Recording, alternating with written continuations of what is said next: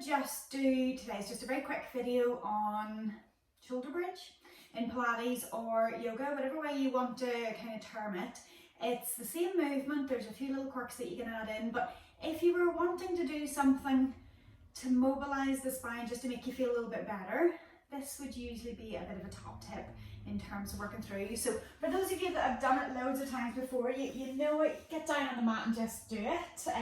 Even if it's the only thing today that you do, and whether you do it as soon as you see this video, get down and do it with me, or do it straight after.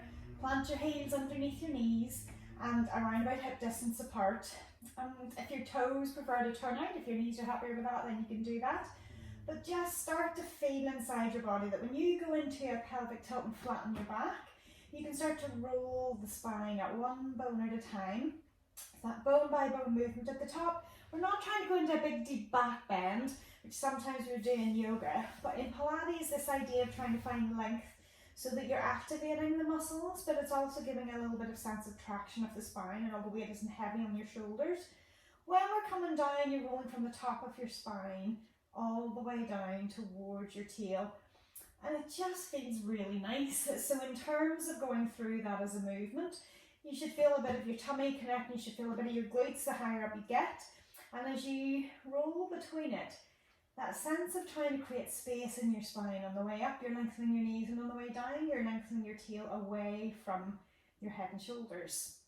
So even if you set yourself for today just to join me on the mat and do 5 shoulder bridges, and then notice whenever you come into standing, the difference of how you feel, or even if you're sitting, just the difference of how it feels, because it's one of the best movements in terms of just making the spine move, find a little bit of postural length, and it doesn't take an awful lot of effort to do, so you can make this as relaxed as possible on the way through.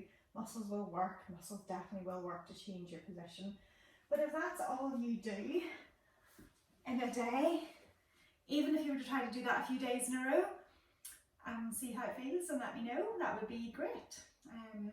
So yeah, why not have a go? Shoulder bridge, 1st of November, why not?